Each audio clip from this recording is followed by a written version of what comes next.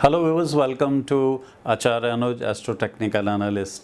हम लोग बात करते रहते हैं आपसे एस्ट्रो टेक्निकल्स में समय के बारे में, और आज हम एक और समय के बारे में आपसे बात करना चाहते हैं, the time which is called Capricorn.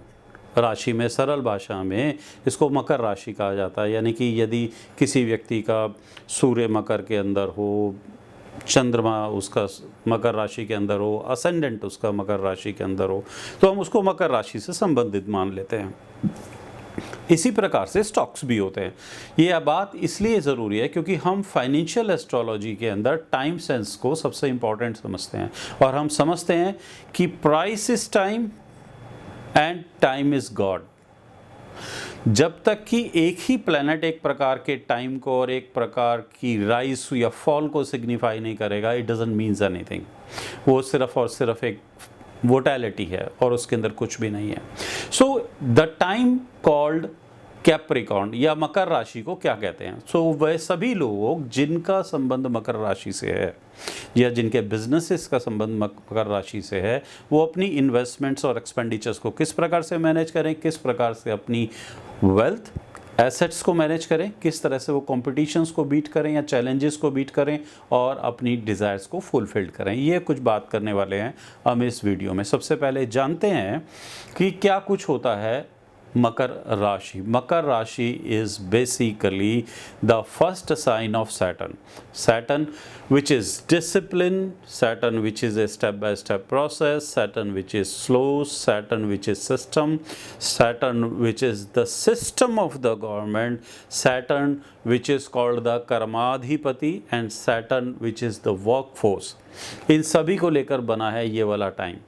Zodiac के अंदर दिस इज अप्रॉक्सीमेटली 270 डिग्री।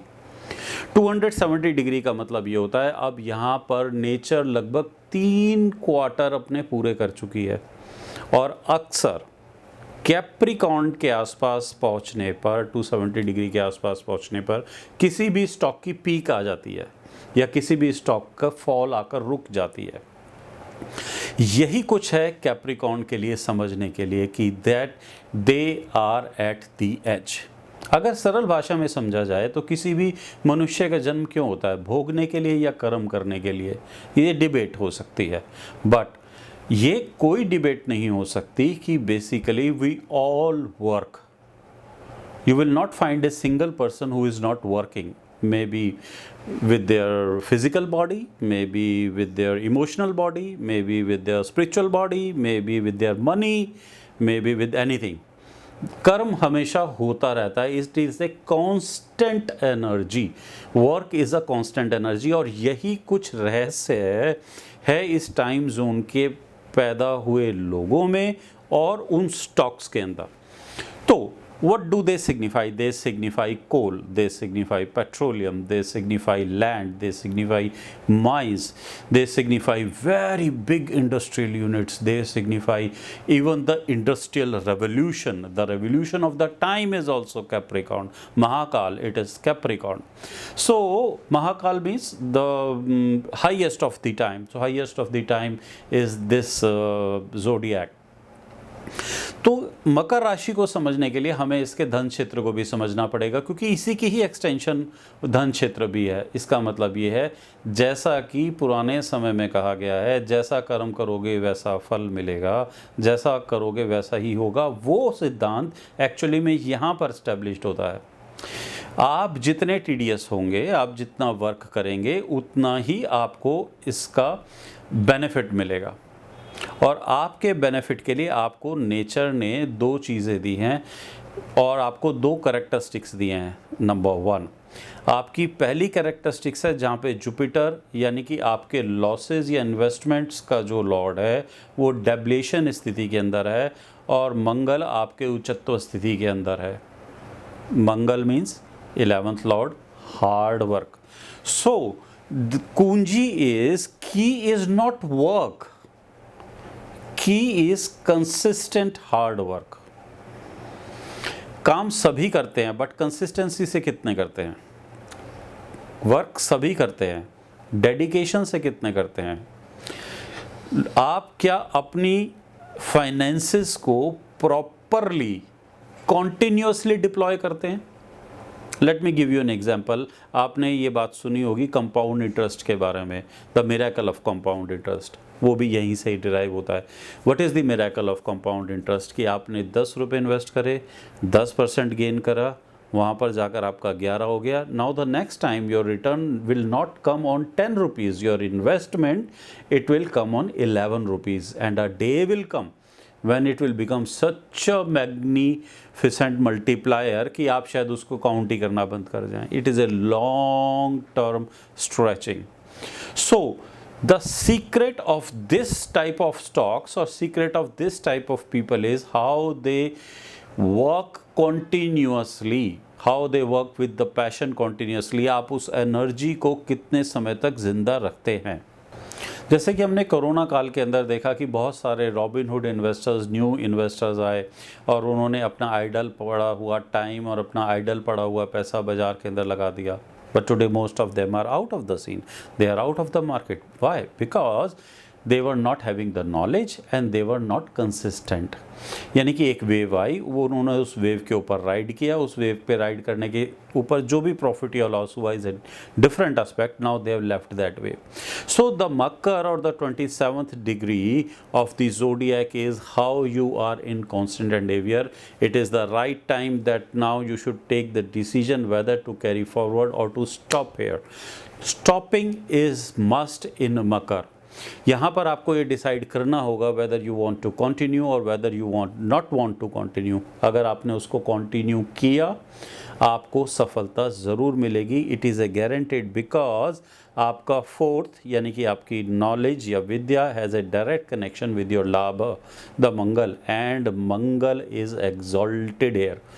सो आप जितनी पैशन और वर्क फोर्स से आप काम करेंगे उतना आपको सफलता मिलेगी। जब हम इस तरह की बातें करते हैं तो लोग अक्सर कहते हैं कि साहब ऐसा कैसे हो सकता है, मैंने तो मेहनत की लेकिन फल नहीं मिला। देखिए, दो चीज़ें हैं। नंबर वन, क्या आपने जिस पैशन से शुरुआत करी थी क्या स्टिल वो पैशन आपके अंदर अभी ज़िंदा है? येस और नो। आपने जिस कंसिस्टेंसी से अपनी ट्रेड फॉर्मेशंस करी थी क्या आप उस कंसिस्टेंट ट्रेड फार्मूला को अडॉप्ट करते हैं, उसके हिसाब से चलते हैं? येस और नो। सो ये कुछ दो चीज़ें अलग अलग हैं। सफलता हमेशा मेहनत से नहीं, लगातार की जाने वाली सफलता, लगातार की जाने वाली मेहनत और उस डिसिप्लिन से बनती है। केवल मेहनत करना काफ़ी नहीं होता, और यही सीख है हमारे पास उन स्टॉक्स की जो कि हमारे पास एक साइक्लिक पैटर्न के अंदर होते हैं कि क्या वो स्टॉक आप जो इन्वेस्टमेंट करने वाले हैं क्या वो स्टॉक उसी कंसिस्टेंसी से अपनी साइक्लिकल फॉर्मेशंस में चलता है या फिर एक उसके अंदर स्विंग आती है और फिर वो ख़त्म हो जाता है। जैसे पेनी स्टॉक्स हैं या मोस्ट वॉलेटाइल स्टॉक्स हैं या ऐसे स्टॉक्स जो केवल और केवल तेज़ी के अंदर या लाइमलाइट के अंदर आते हैं। वो एक बार आए, चमके और चले गए, लेकिन वो एक इम्प्रेशन छोड़ जाते हैं, नहीं यार वो स्टॉक 4 रुपये का था 40 रुपये का हो गया, हमें अब स्टॉक मार्केट में काम करना है। तो ऐसा नहीं होता। It was not an example, it is a bad example. It is A misleading statement कि 4 रुपये वाली 40 हो जाती है और ऐसे ही हो जाती है। There is nothing called easy money, there is nothing called free lunch. So coming back, they have a very fantastic knowledge of this expansion। so अगर ये इन तीन चीज़ों को इस्तेमाल करते हैं, hard work with passion and passion with discipline, अगर ये स्ट्रेटेजी इस स्टॉक के अंदर या इस लाइफ के अंदर कंप्लीट होती है, they create a enormous wealth, जैसा कि मैंने आपको बताया, and quick wealth, enormous and quick wealth also and voluminous also. जिस चीज़ के ऊपर इनको ध्यान देना चाहिए, जिस चीज़ के ऊपर इनको समझ होनी चाहिए या आपको इन चीज़ों को समझना चाहिए, वो है बेसिकली इनका 12th Lord which is Sagittarius. 12th Lord is change. Don't change your strategy until and unless it is proven wrong। Once you have chosen a strategy to trade, chosen a strategy to invest, chosen a strategy जहाँ से कि आप अपने पैसे को बनाते हैं, जब तक कि वो डिस्ट्रॉय नहीं हो जाए, गलत सिद्ध नहीं हो जाए, please don't leave it, don't give a chance to trade. Because आपके साथ जो सबसे बड़ी परेशानी है वो यही है कि आपका चैलेंज है कॉन्टिन्यूस चेंज होना। आप अपनी स्ट्रेटजीज़ को चेंज करते चले जाते हैं, अपनी नॉलेज को चेंज करते चले जाते हैं, और ये चेंज आपके लिए एक कंपटीशन, एक डेट को क्रिएट कर देता है, एक लोन को क्रिएट कर देता है। Because Saturn is not like that Saturn is something which it wants to achieve voluminous in a voluminous time. बड़ा पैसा बड़े समय में, ऐसा नहीं कि बहुत बड़ा पैसा और अचानक, no, this is not the element of this type of time at least. So जब बहुत बड़ा पैसा और बहुत बड़े टाइम को हमें एनालाइज करना हो तो हमारे को कैप्रिकॉर्न की टेंडेंसीज़ को एनालाइज करना चाहिए एस्ट्रो टेक्निकल एनालिसिस में, और वहीं से ही हमारे को इसकी सफलता के बारे में पता चलता है। Now the most important thing is what to do, what type of trades they should be taking. They should be taking not only lands, mines, coals, industrialists, but they can be also taking the entrepreneurships, auto ancillaries. Auto ancillaries इनके लिए बहुत अच्छी हैं, auto sector बहुत अच्छा है, and to some extent इनके लिए प्रॉपर्टी मैटर्स भी बहुत अच्छे हैं, यानी प्रॉपर्टी डीलिंग्स या प्रॉपर्टी से रिलेटेड शेयर्स इनके लिए बहुत अच्छे हैं। सो जब ये अपनी ही टेंडेंसीज की तरह अपनी एसेट्स को भी फिक्स डाउन सॉलिडिफाई करेंगे और उसको नेचुरल तरीके से टाइम के साथ ग्रो होने देंगे, तो वो ये देखेंगे आप कि इन्होंने बहुत अच्छी तरीके से इस सफलता को प्राप्त कर लिया है और इनका भाग्य इनका साथ देता है। टाइम की यही डिवीज़न है, और टाइम की नेक्स्ट डिवीज़न बहुत इंपॉर्टेंट है, दैट इज़ एक्वेरियस, यानी कि कुंभ राशि, gains, fulfilment, desires. For that watch on my next video. Till then do subscribe, like, comment and share, and thank you very much for listening this information. इसी प्रकार सफलता को प्राप्त करने के लिए आप ज्वाइन कर सकते हैं हमें, आचार्य अनुज एस्ट्रो टेक्निकल एनालिस्ट।